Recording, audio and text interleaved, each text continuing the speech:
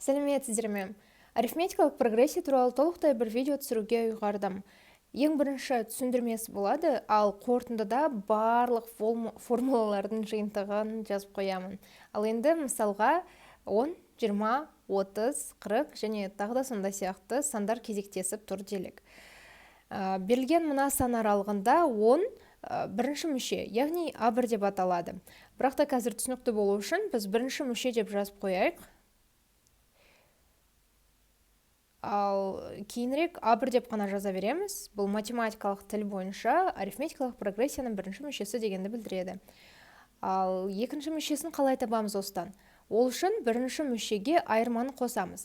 Айырма біз көріп отырғандай плюс 10-ға тең.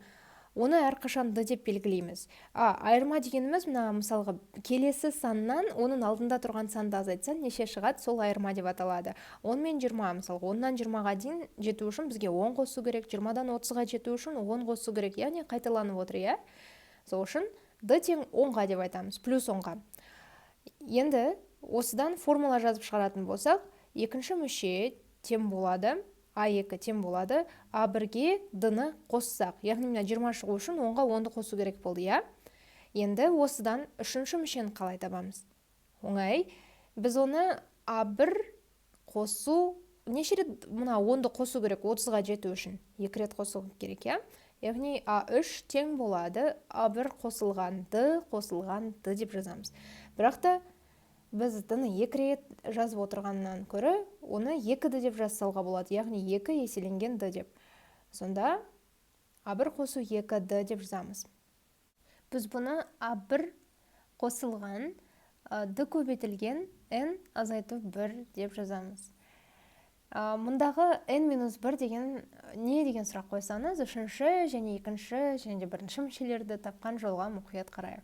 Үшінші мүшеде біз не істедік? Үшінші мүшеде n 3-ге тең болып тұр, алдыға көбейтілген сан 2-ге тең. Ал екінші мүшеде d 1-ге тең деп айтайық, сонда d-ның өзі ғана жазылады. Ал жаңағы бірінші мүшеде, мысалға, n-нан 1-ден 1-ді десем 0 қой, d-ға 0-ді көбейтсем 0, сондықтан ешнеге жазбайық, А1 деп жазсаламыз. Сонымен жаңағы n-1 формуласына сәйкес келіп тұр. Енді осы берілген арифметикалық прогрессияның мүшелерінің қосындысын табайық. Кешіріңіздер, мүмкін қазір микрофонда мысықтың дауысы естіліп тұрған шығар. Енді Sn дегеніміз не? Sn деген сұрақтар келеді ғой бізге, мысалға арифметикалық прогрессияның мүшелерінің қосындысын табыңыз деген. Сонда біз арифметикалық орта жайлы ойлауымыз керек бұл есептерді шығаратын кезде. Мысалы біз әрбір санның кез келген сандардың арифметикалық ортасын табатын болсақ, біз барлық сандарын қосып, соған неше сан болып тұр, соған бөлетінбіз, иә? Яғни, соны жазып қояйық мына жерге, мүмкін кейін скриншот жасап сақтап қалынам екен. Арифметикалық орта тең болады дейік, Sn бөлінген n деп. Яғни барлық сандардың қосындысы бөлінген сол сандардың санына тең. Осы логикамен n-ші мүшені, яғни кез келген мүшені, таба аламыз ба? Жауабы иә. Мына Sn-нің астында тұрған n-нан арылуымыз керек. Ол үшін n-ді екінші жаққа жібереміз. Sn тең болады. n-ді ар жаққа жіберетін болсақ, мұнда бөлініп тұр ғой, екінші жаққа барғанда көбейтіледі. Сондықтан n көбейту арифметикалық орта деп жазып қояйық. Ариф орта деп жазсалайық.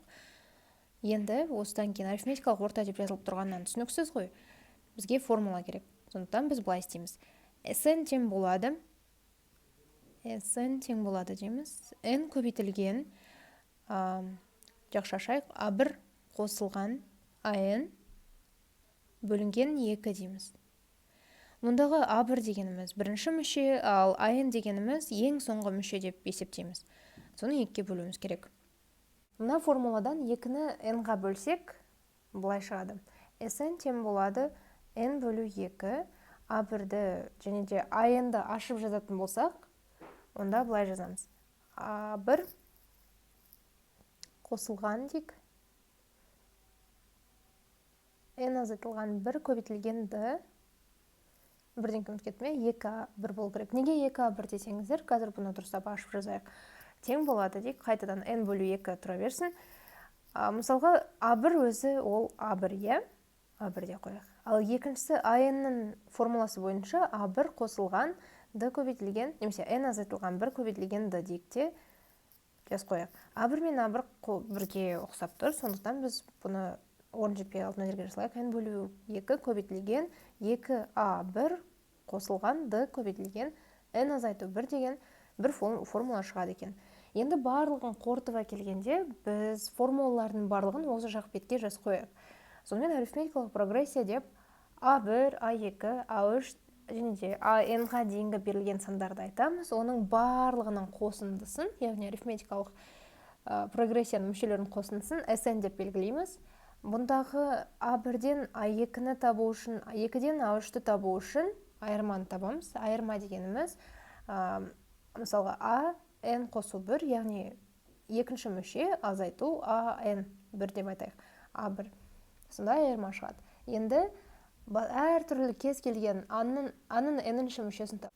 А1 қосылған д көбейтілген n азайту 1. Бұны және өттік, е? Енді арифметикалық прогрессияның мүшелерінің қосындысын табу үшін SN тең дейміз. Екіні керісінше бір жаққа жіберейік. 2А1 қосылған д n-1 дейміз. Бөлінген 2 көбейту n дей салайық. Немесе көбейту n бөлу 2 деп те жаза беруге болады. Және де бұның екінші түрі, жәнегідей ашып жазып отырдық қой. SN тең болады А1 қосылған А-ның n мүшесі бөлінген 2 көбейтілген n. Содан кейін тағы да А-ның кез келген мүшесін табудың тағы да бір амалы, ол n-1 қосылған АН плюс 1 бөлу 2. Яғни мысалға А-ның 4-ші мүшесі мен А-ның 6-ші мүшесін қосып, оны 2-ге бөлсен, А-ның 5-ші мүшесі шығады екен. Ал енді мүше нешінші екенін білу үшін біз АН азайту А1 бөлінген д қосылған 1 деп есептейміз. Сонымен видео соңына жетті. Енді келесі видеода геометриялық прогрессия өтейік па, әлде арифметикалық прогрессияға есептер қарастырайық па? Соны комментарийға жазып жіберіңіздер.